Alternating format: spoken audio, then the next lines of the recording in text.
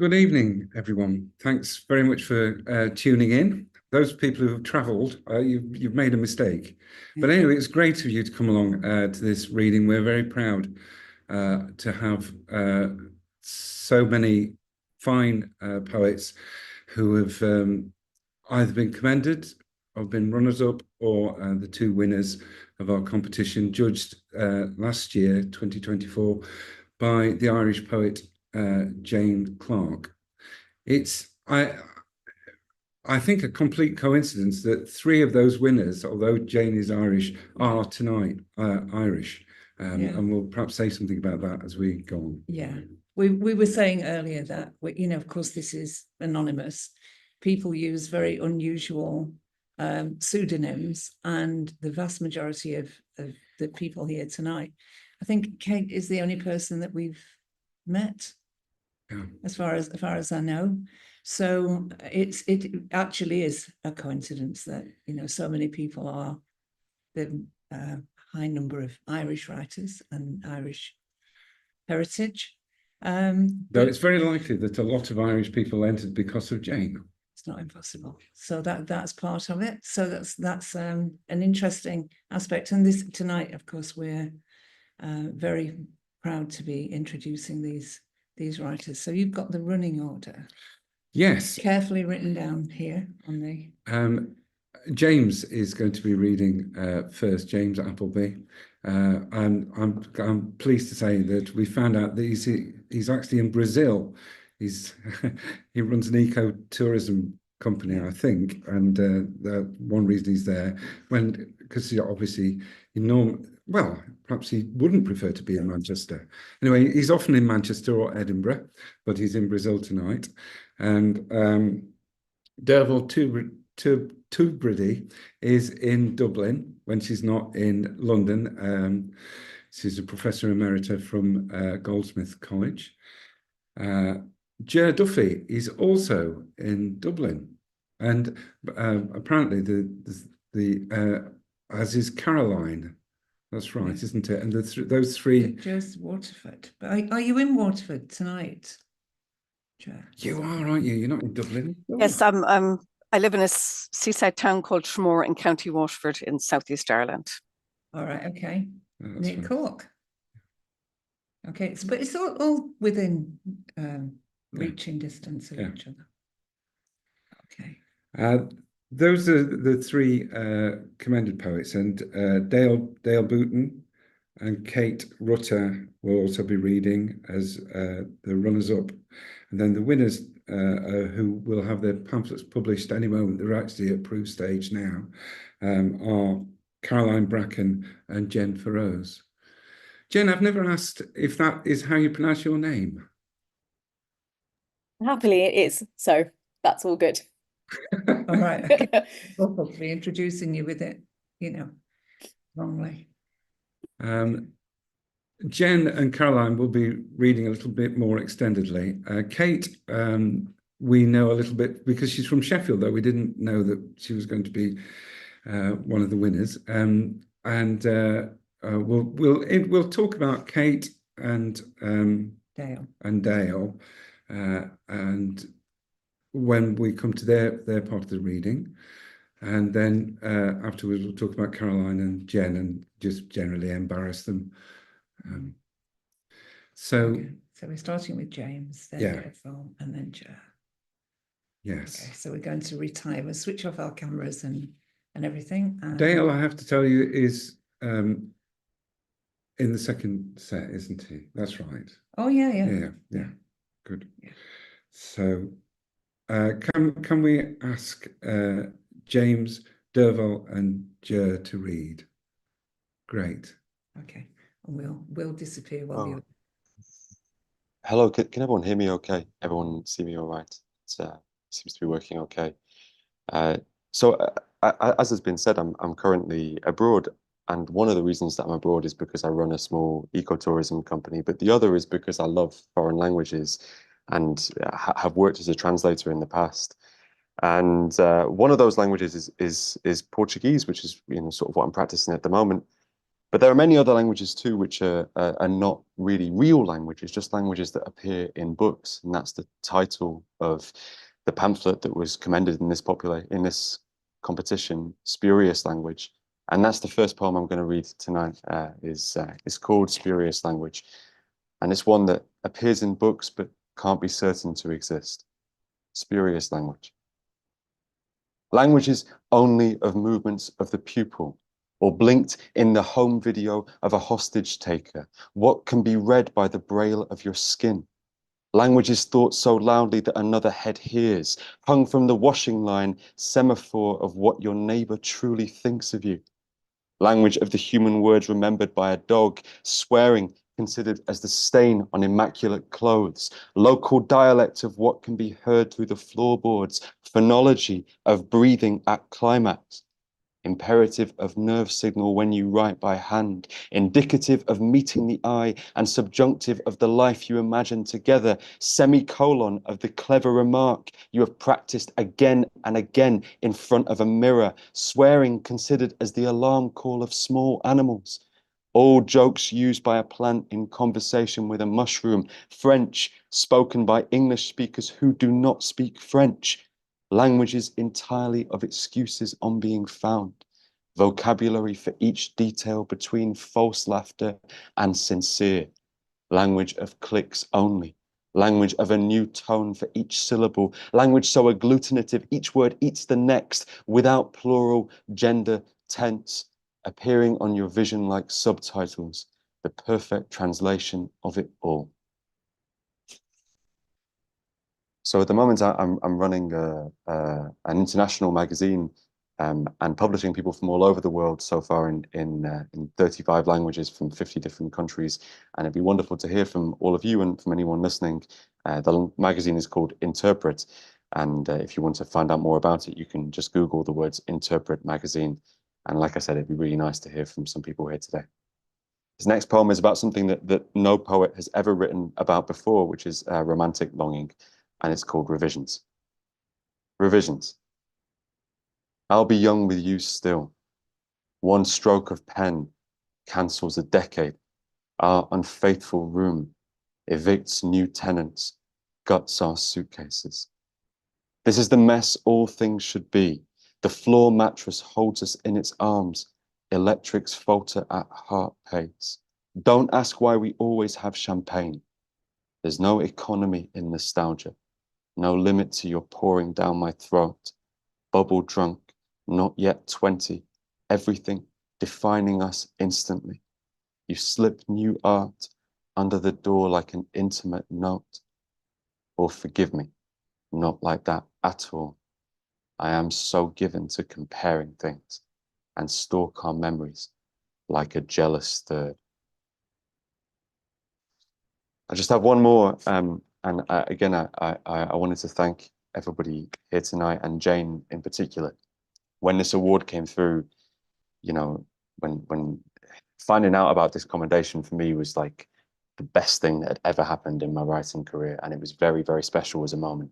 And to be here reading for all of you is something I can't tell you how much I appreciate. So I want to finish off with a poem that is about a true story, about a strange connection that I have with someone who I never met. When I was younger, I found a dead body in the street, and this is the conversation of this person with me. He was a man my age, and it's called "The Man I Saw Dead in the Road Reproaches Me," and it's to finish off. Here's why I lie on the road through your head. You can't imagine me as funny. In all your poems, which I think are shit, I never joke. I'm your age, but we never get a beer. Always this cordon between us. There was no cordon. You could have sat next to me. Another lie is that we're speaking English. Talk to me in Spanish. I know you can. This didn't happen in your cold heartland. Forensics putting up a tent. There were vultures. Not poem vultures, real vultures in real palms, and a hairstylist asking why she'd bought a salon on a blind corner. If you and her and the rest hadn't been there, they'd have eaten me. Put that in. That's truth. Why should it scare me now? And stop imagining what you'd say to my mother. It's weird. Don't think of yourself at one end of my life, her at the other. That's messed up. You aren't death's sidekick, you know. Just some foreigner, wrong place, wrong time. Met me one day earlier and we could have been friends. So meet me one day earlier. You're from Germany or England or whatever. What's your football team? I never spoke to anyone from Europe. If you're from Berlin or England, you'll want beer. And is it true they never shower in France? Because they invented perfume. When you go back to Paris or London or Berlin or wherever you're from, you bring me something, not a poem. Seriously, enough with the poems. Drink that, get me another. I've got so much to say before I go. Thanks very much, guys. Have a nice night. Cheers.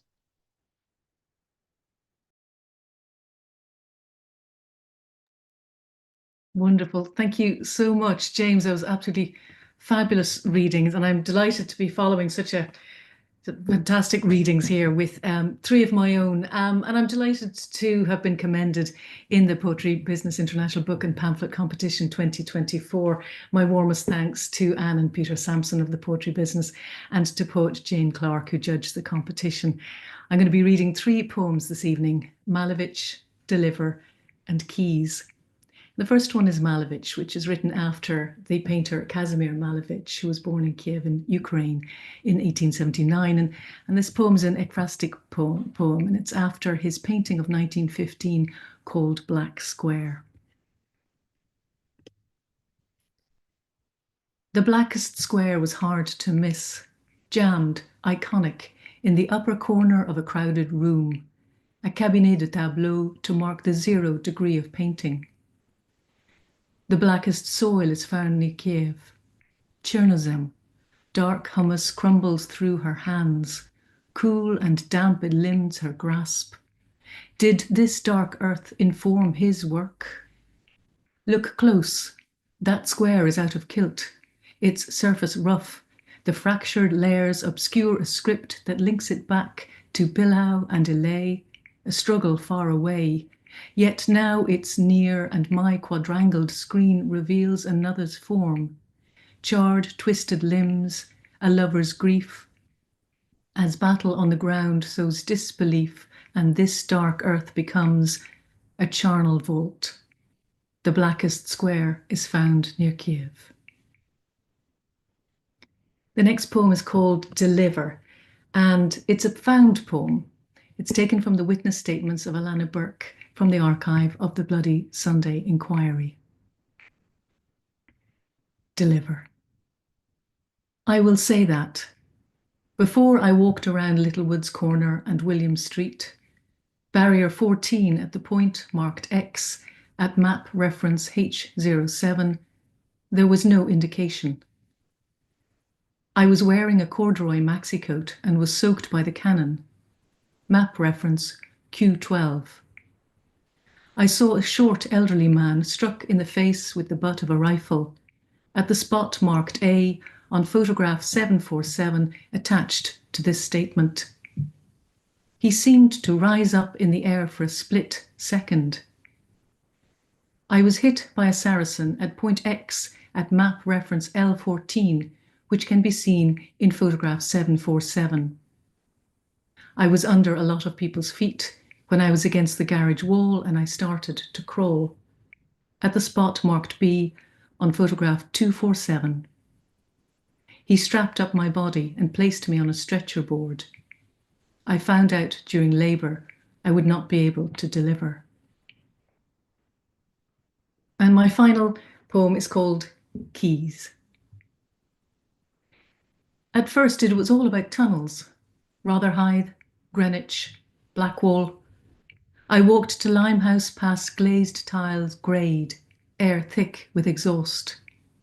Cycled to the Isle of Dogs, lift broken, bike hoisted, 96 steps up. Drove our old blue Amazon to East India Dock on the way to Atlantis. Then it was trees, sweet chestnut, elder, cherry. I traced the textured rough of these old limbs, where early morning gleaners bend and tilt. Checked for rain before I gathered blooms, my heated bottles standing in a row. Mostly, I sat on the deck with you, spitting Deptford pits at the fence until, out of nowhere, 2 young trees are perfect for my hammock. But none of this was enough. Now I scour Flaxford Strand for signs of change, close focused on the spike and whorl of that sand-burnished route, its gaps and curves a world to my glass eye. I too have clutches of keys chubbed close, in boxes, drawers and bags. Their fingered rasp a sawtooth scene of doors long closed. Thank you.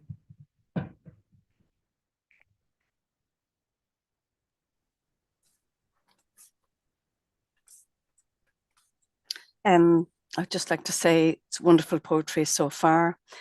I would like to thank Peter and Ann Sansom and Jane Clark in particular for selecting my work. The first poem I'm going to read is called Post-Orgasm in a Florida Pool.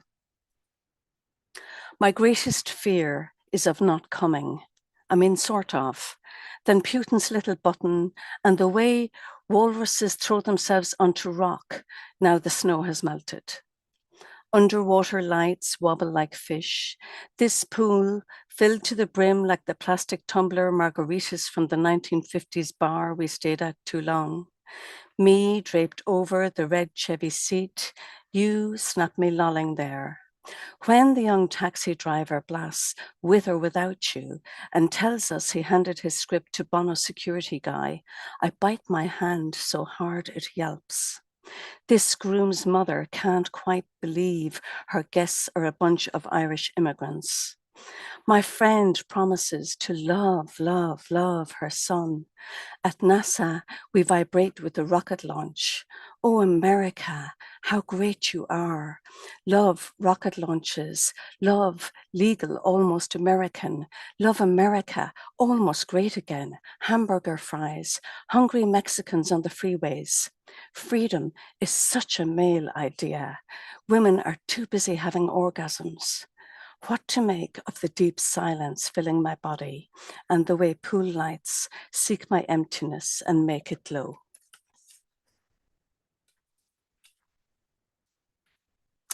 My second poem is called Best Friend. I imagined her soul as a small white electrical fuse, the kind you put into a plug. She was a tomboy, short-haired, freckled. Her family were Gaeilgeoirs. She addressed me, "An bhfuil tú sásta, an bhfuil?" She always caught me, put me in a headlock, knuckled to the top of my head. Her naked body was found several miles away in a wooded, hilly area, hands and feet bound. I found out these details much later. She was coming out of Heenahan's shop with her messages and a lemon sherbet dib-dab. A light blue Cortina stopped alongside her. The driver leaned over, swung the car door open. She sat in his car. She sat in his car. Neighbours said afterwards that she was smiling, so no one thought it strange at 3 o'clock on a Wednesday in late spring. A year later, I saw her again, in her red elephant dress in her front garden. I shouted her name. When she turned, she looked nothing like my friend. She was from the orphanage on a weekend visit. The red dress was much too big for her. My last poem is a found poem. It's called Testimony of Soap, and it was written in memory of the women and children held in mother and baby homes in Ireland from 1922 to 1998. The first line is taken from a poem by Ossian Hitchinson called The Mud Sermon, and the text in the poem is taken from testimonies of the survivors. And darkness and worms shall be their dwelling place. Ashamed soap, birth soap, blood soap, boarded out soap, buried soap, cold soap, children's allowance soap, church soap, confined soap, congenital idiot soap, decades of the rosary soap, dehydration soap, destitute soap, discarded baby soap, dysfunction soap, fallen women's soap, GlaxoSmithKline soap, human remains soap, ironing soap, illegitimate soap, inferior subspecies soap, jaundice soap, keep going soap, lack of consent soap, laundry soap, lice soap, locked up soap, marmorous soap, mass grave soap, mastitis soap, naked soap, order of the Bon Secours soap, panic soap, penitent soap, pregnant soap, premature soap, punishment soap, rape soap, remembrance soap, scrubbed soap, sexual abuse soap, sexual assault soap, signed away soap, silenced soap, stitched soap, sewage soap, sin soap, skeletal soap, slave soap, sold soap, trafficked soap, unmarked grave soap, unmarried soap, unpaid soap, vanished soap. Thank you.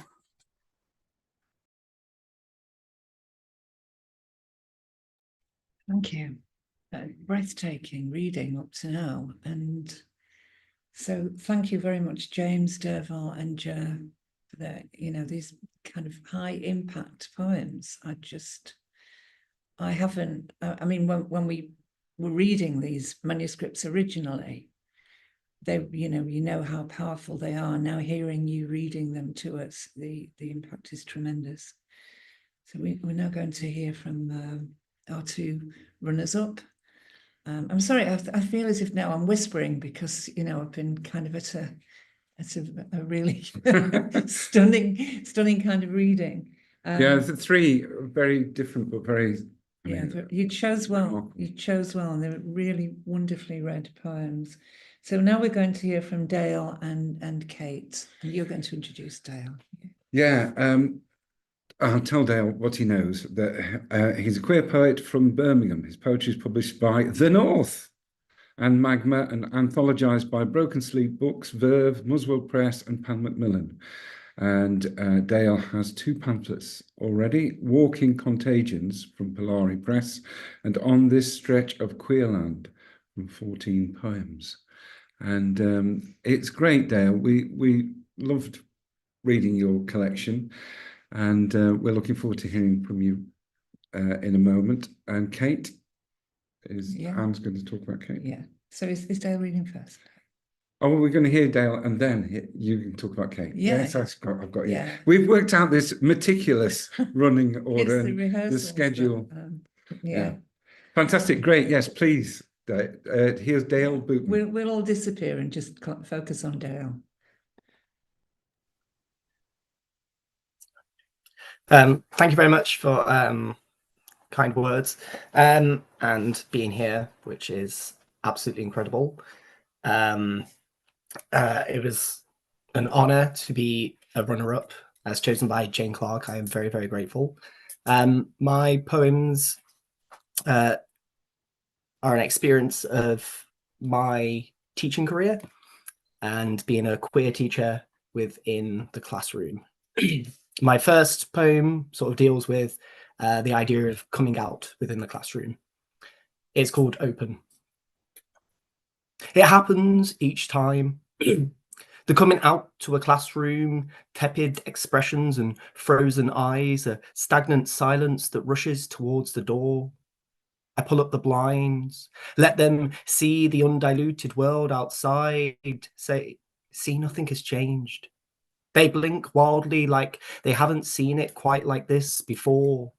Rose-tinted, fading to heavy red blotches, throats as caged birds. I unlock the bars, invite them out. They sing. So when did you know? How did you know? Like, was it when you were little? Or did you just turn one day? I don't think I had a gay teacher at school. At least not that I knew. The veil never lifted from the lives of those who patrol corridors like vultures. They can nose in any time. My door is always open. My second poem is about a student of mine. So I taught during lockdown, which was an incredibly difficult time. And I taught students who were going through a rough time, who had lost people. But one student in particular who just kept pushing himself and really trying, despite going through a lot of struggles, sort of inspired this next poem. It's called E. He comes early and stays late after school, thumbs the scribbled pages of his spiral notebook to the tune of chewed gum. Sometimes he comes to speak to me, asks me of life, of its beauty and chaos, worries what the future holds for him, begs an answer to the heart. How can one organ do so much? And I tell him I don't know, that some things you do and some things you don't. He smiles sadly, the sort someone gives at a funeral or wedding. Perhaps it is parting that does it, the bitter notion that settles in his stomach, how in a few months all of this will be erased. The routine, the building, the familiarity, how so much will be put on such young shoulders, how a white envelope will soon hold his life worth. My final poem is about, which the sort of pamphleted collection is about just one particular class who I took from year 9 to year 11. And during year 9 was when COVID hit with the lockdown, and I continued teaching them in and out of school, online. So they really stuck with me, and it was quite a powerful class with some great students. So this final poem is sort of about being a parent to them at a time that they really needed. It's called Father. I may never be one. I know this, and so do they. Between my pallid smile and hushed gaze, they have learnt not to ask the question, are you going to get a husband and have a family? Instead, jokes say, why don't you adopt us? Then you could teach us forever. The girls are silent, the boys' faces a picture of excitement. I thank them, joke, like I want to pull it with you lot for longer than I have to. The lesson falls into easy nattering. I don't know what to do now that their time has been sharpened to days. They ask, are we your favourite class? I scoff, why would you lot be my favourite? You're heading off into the big, bad world. My heart swallows air I didn't realise I needed. So this is what parenthood is. Wanting them to find their own way, but not being ready to let them go. Thank you very much.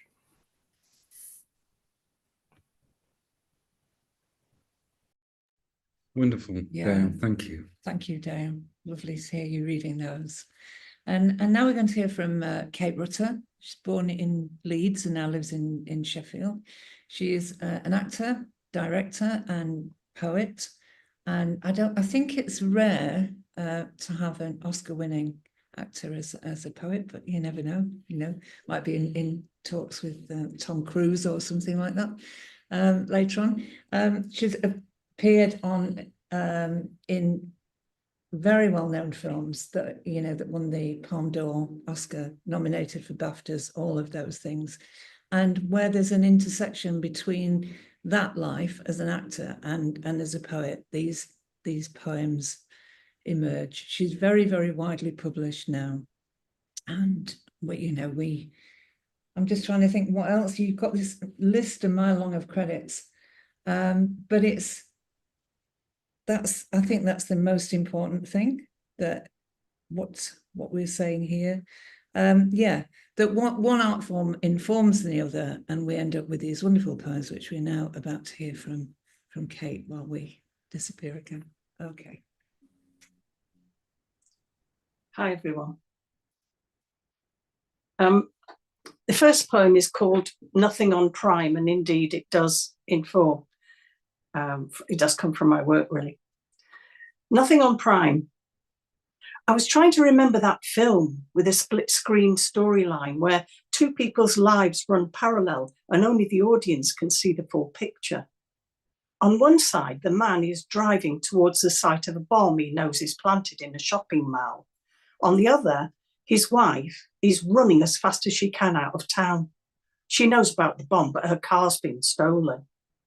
As she belts round the corner, she smacks straight into Denzel Washington, the guy she used to be in love with. Without saying a word, they start running together, and we can guess where this is going. Meanwhile, the husband, I forget who plays him, has driven his car off the road. It's snowing now, and he's hurtling downhill through a forest, missing tree after tree by inches. He's screaming the woman's name as he comes to a stop, upside down, hanging from his seatbelt. He's still trapped while his wife checks into a motel with Denzel. I needed to know if he got out, if she left him for Denzel Washington. I needed to bring both halves of the screen together, but I couldn't remember the name of the film, and there was nothing like it on Prime.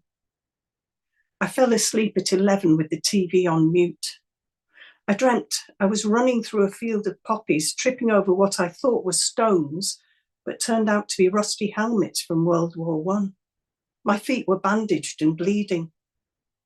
From this, I learned that you can't control what happens next.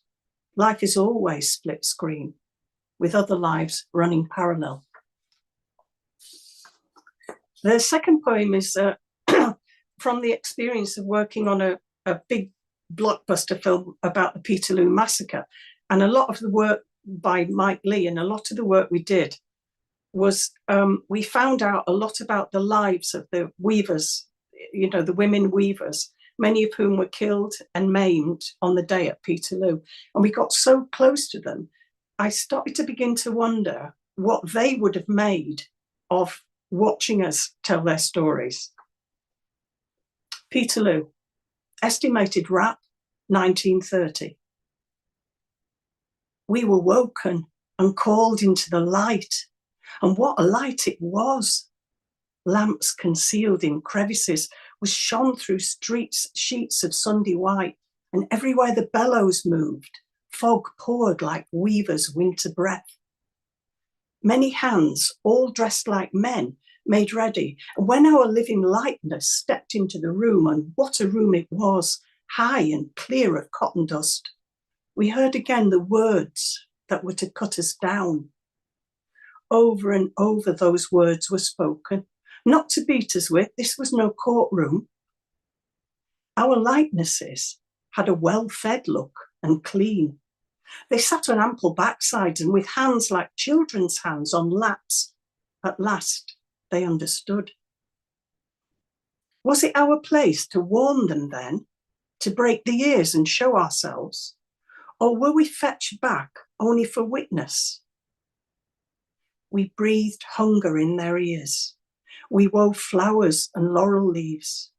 We marched the square in step with them, and when the horsemen rode with sabres raised, we cried out for their open breasts, their slashed and ruined faces. Although the square was not our square, the time was not our time. On that day, it was all such squares, littered with shoes and roses. And the last poem is ekphrastic again, in the sense it's about the amazing experience of seeing Michelangelo's David. And I wrote this poem at a time when you could feel the world slipping into a very dark place. David and Goliath. If you could cool your palm on the marble of his lower back, slip your fingers into his slingshot hand and pry it open, push a knuckle into the nest between his collarbones. If you could flatten the frown and part the lips, if you could flat hand the belly's hill, the hooded navel, the cock, his front foot would feel so light you could lift it to trace the river of a vein, the rutted edge of a toenail, and he would smile, relax onto a solid back foot and speak of the odds, of courage, of the smallness of a pebble. Thank you. Thank you, Kate. Thank you very much indeed. We're now going to hear from Caroline Bracken from reading from Dublin tonight, one of our two overall winners. It seems odd telling Caroline these things about herself, but you know, and if some of the facts are wrong, all the better. Caroline Bracken's poems have been published in The North, of course, Poetry Wales, Poetry News, Got a New England Review, Irish Times, Honest Ulsterman, Belfield Literary Review, and elsewhere. Very, very widely published poet and been shortlisted for numerous prizes and so on. But this is your debut collection, I believe, debut pamphlet. And I'll read you what what Jane Clark. Jane Clark's a really good friend of us. We've known her donkey's I don't years, know where haven't we? that came from. I don't know anybody called that. Can I just say, I'm going to say what Jane said about the competition. It's 38th year of the competition, and Jane has been following, the competition, and like us, she felt that the standard is getting higher and higher every year, and it's extraordinary. She talked about the richness and diversity of the entries, and that it was a privilege to select from such consistently high standard of work. She didn't comment on the fact that three of the winners. Maybe she didn't know that three of them. Well, because they were. It's anonymous, when they bob up and say I'm in Brazil or something like that. That's when we discover these things about you, and it's interesting, to us to do that. What Jane said when we sent her, when she'd chosen her winners. Caroline's pamphlet, her collection is called Boy Mother. Boy Mother is a deeply moving exploration of a mother's relationship with her son, who has a long-term mental illness. In innovative forms, the poems evoke the day-to-day depredations of illness, psychiatric treatment, and societal attitudes, and yet the thread that runs through the collection is love. Caroline Bracken.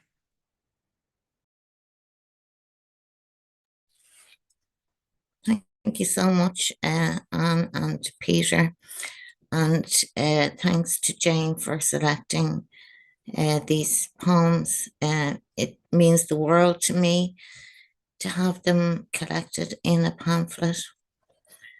The first poem I'll read tonight is called Amor Mattress. Some children are easy to raise. They eat tidy orange segments, wipe their fingers, sleep, spring on balanced feet towards known goals. Others startle at changes in light, sound. Some mothers are easy to love. They wear fuchsia lipstick, carry designer bags, take up wild swimming or mountaineering. Others struggle to go out their front door.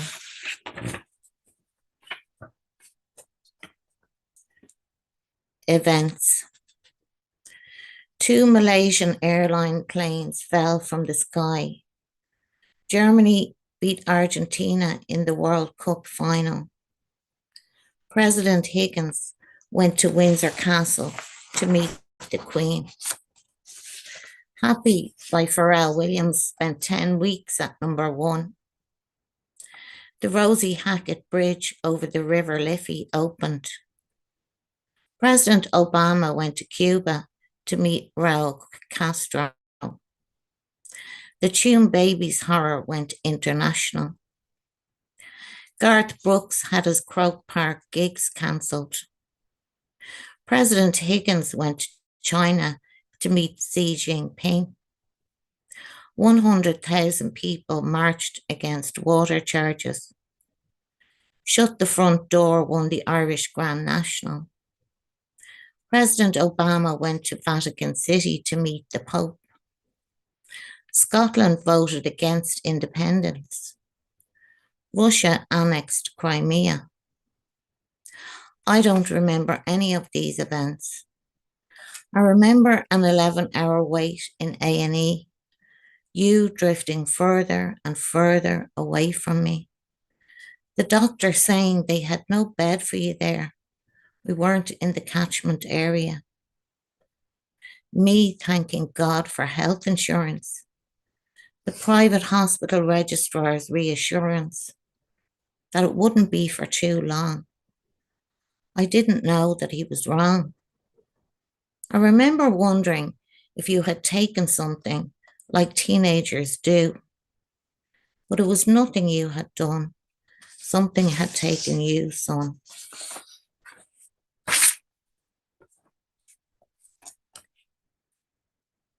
The blues. The men in white coats don't wear white coats anymore. They wear grey sports jackets and open-necked shirts, expensive ones, in unthreatening colours: duck egg blue, champagne pink, corn silk yellow. Sometimes the men not in white coats are women who wear dresses covered in fleur-de-lis patterns, or tea green tops with navy culottes and genuine leather tan Chelsea ankle boots. Their nails are French polished and their hair is bobbed, neither short nor long, but cut just below the chin, sprayed in position. No ribbons, no scrunchies, trimmed every 6 weeks, telltale roots covered. None of the men or women wear jewelry except for a wedding band, unlike their clients who wear rings on all fingers, including thumbs. They have ear, nose, tongue, and belly button piercings, tens of chains around their throats and wrists. All must be relinquished on admittance. A single sleeper earring could be fatal. Strings are cut from tracksuit bottoms, laces ripped from docks, belts unleashed from jeans, so the incompetent become experts in knot tying and running barefoot.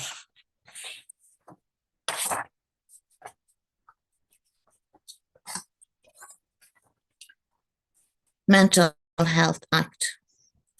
Section 1. Rise early without complaint. Shower, shave. Dress in clean pressed clothes. Slovenliness will be noted.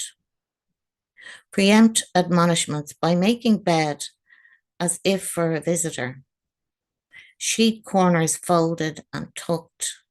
Pillows plumped. Duvet shaken crease free. No cuddly toys. Section 2. Accept medications with good humour to avoid under-tongue inspections. Attend meetings, consultations, group work, therapy. Engage voluntarily in recreation, chess, card games. Follow rules. Mention mindfulness at every opportunity. Lower voice. Section 3. Clear personal space of religious icons. Replace with photos of dogs or cats.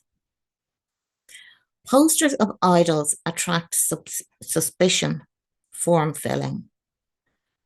Prepare a list of small talk topics: sport, food, weather, gardening, all acceptable. Steer clear of memories, truth-telling, comedy. Section 4. Staring into space, highly dangerous. Carry notebook, write plans for the future. State goals in manageable steps. No rants, manifestos, revenge plots, poetry. Put name forward for recovery programs, self-help support sessions. Section 5. Offers of assistance to cleaners, new recruits will be regarded favourably. Non-compliance fatal. Resistance futile. Escape punishable by seclusion. Listen, nod, no questions. Beware revolving doors.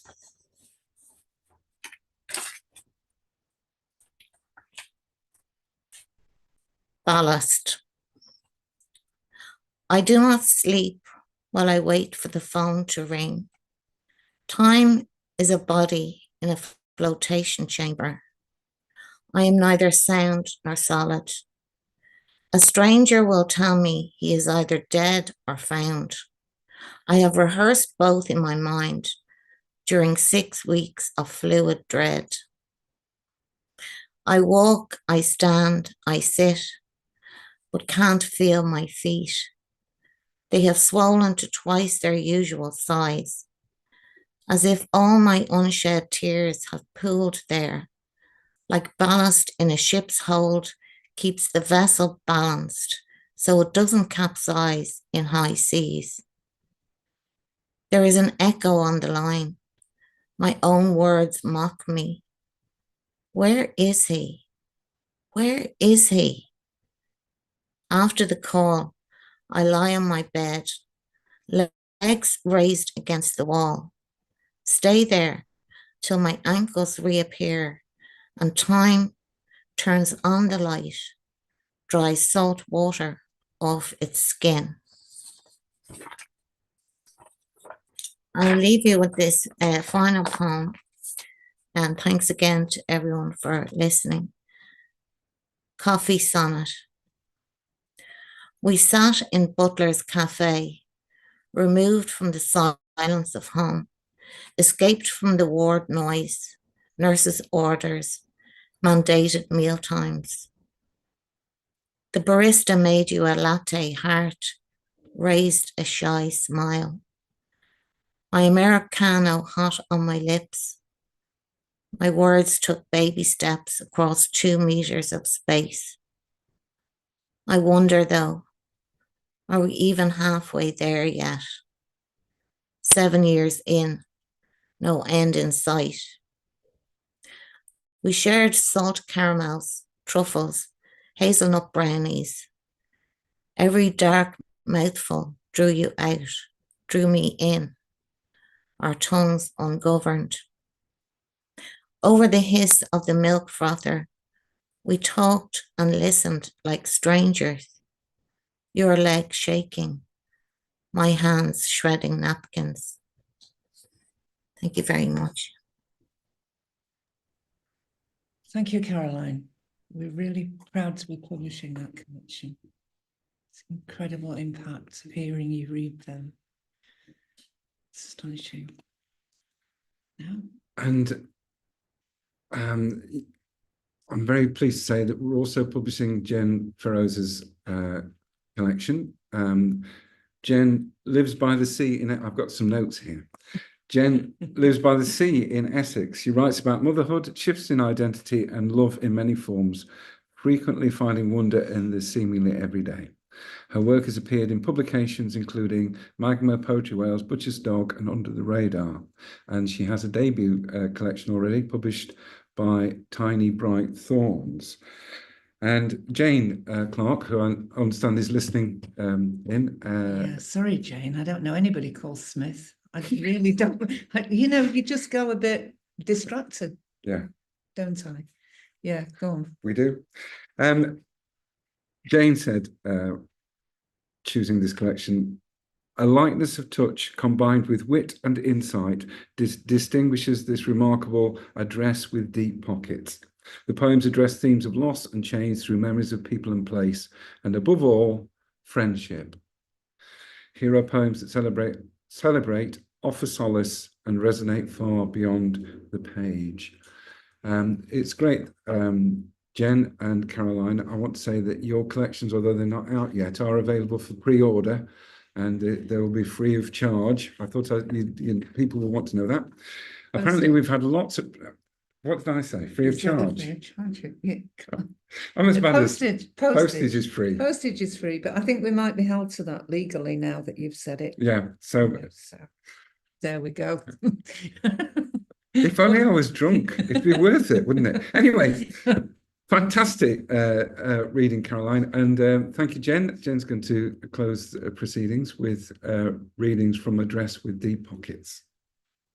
Thank you. Thank you so much, Anne and Peter, and thanks to everybody. The readings tonight have been amazing. I have got the big nerves now from having to follow on from such beautiful poems.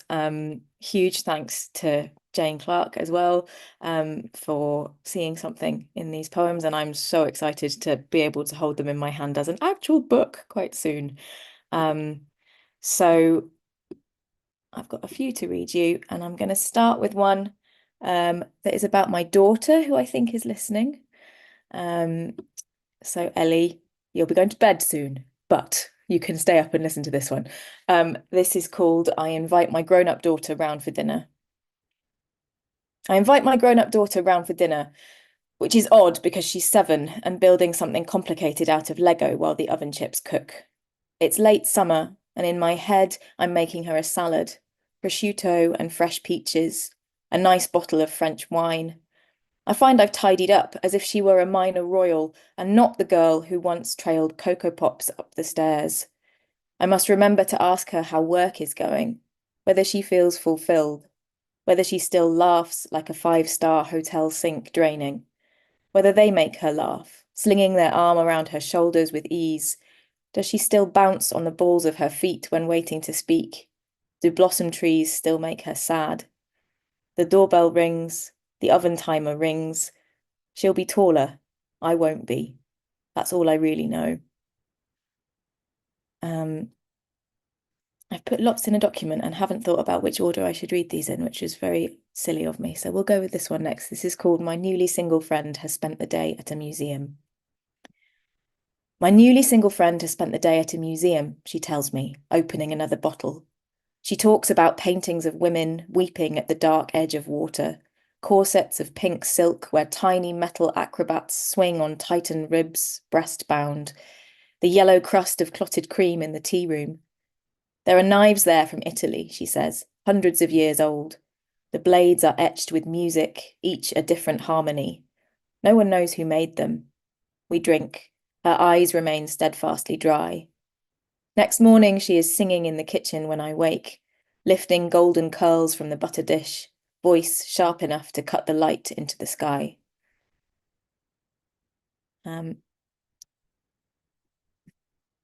This next one I'm going to read now, and Dale, I hope that one of your or several of your students will have poems about you one day. This is a poem for a teacher that made a real impact on me when I was in middle school. And it's called Now I'm a Grown-Up, I Can Call Her Linda. She was always too big for our pebble-dashed school, striding the corridors, braless in diaphanous gowns, voice like a Christmas cake. Her temper was legendary. Liam got a board rubber to the back of the head once. We were all bloody terrified. I thought she was marvellous. This beefy operatic fable who told me I might be a poet, set me extra homework, got breast cancer when we were in year 8. I sent earnest cards, awful snippets about daffodils, best wishes for a speedy recovery copied from my mum. She never wrote back. I'd like to meet her now, somewhere velvet and booming. I refuse to imagine her smaller. The bar of the Palais Garnier would do. There, I'd match her sequin for sequin, clink champagne saucers, turn heads, our laughter rising like geese from the marshes. This next one is called Look at You. Your loose curls and self-assured style, the way you appear at my door in the rain in your puffy coat, bearing perfect books for the kids, will heft your embarrassment over your shoulder like a sack of potatoes to co-own a fairy bakery or discuss the relative merits of a pet Spinosaurus. I remember us years ago, you brindled and howling in the forest of that office, so full of injustice and rage and youth, and me, this plumply cooing creature you never asked for, who drove you mad and kept you safe and held you fast. We're both in the forest now, padding together through the dark and parting ways. You to the home you've just bought, taller, prouder, stunningly yourself. Me quietly shaking reddened feathers from my muzzle, unsure as to where they came from.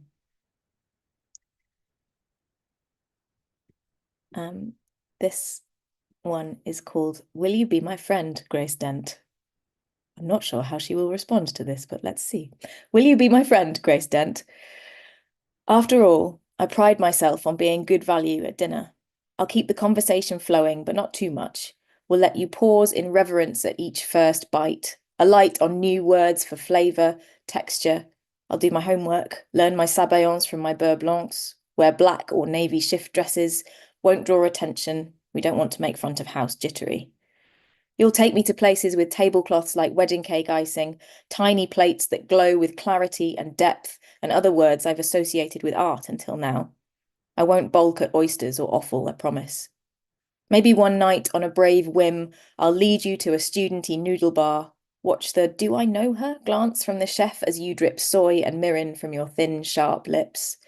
I won't tell anyone about the Big Macs, the best kebab in London, that time in my kitchen with its sticky worktops when I made you Findus crispy pancakes at 2 a.m. and you cried. I've got two more. This next one is called Paris and Not Paris. Nothing gilded or furred with a crust of tourists, no Mona Lisa smiles, no towering bronzed fretwork.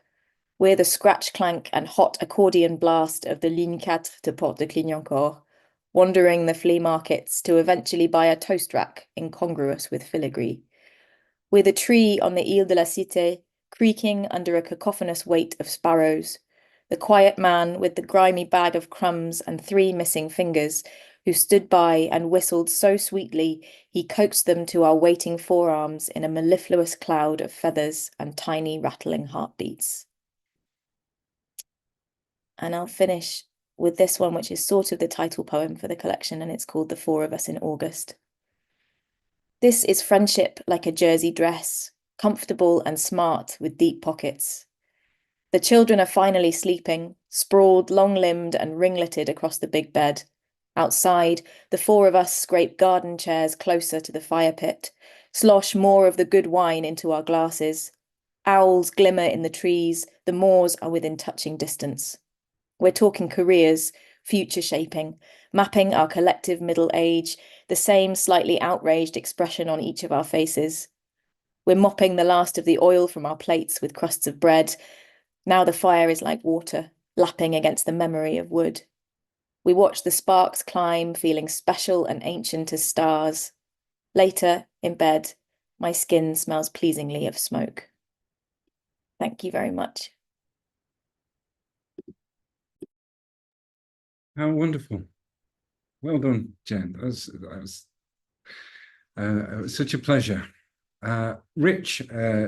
Richness was the word that Jane Clark found about all the collections that she's commended. We're very pleased. It was a treat for us to work with Jane again, and an honour really to have her as a judge of this competition. And it was so good that she found poets that she wanted to commend and bring to our attention. And so we're going to thank you quite formally. What a crew! What variety, and what impact. Hearing you one after another, it's almost too much. But we would like to thank you for entering the competition. We wouldn't have had this evening if you thought, oh, I can't be bothered. And I'm very glad that you did. So we'd like to thank James Appleby, Derval Tubridy, Ger Duffy, Dale Booton, Kate Rutter, Caroline Bracken, and Jen Feroze. Thank you very much. And just to clarify, we're very pleased to help the postal system, particularly across into Ireland, by making it free of charge.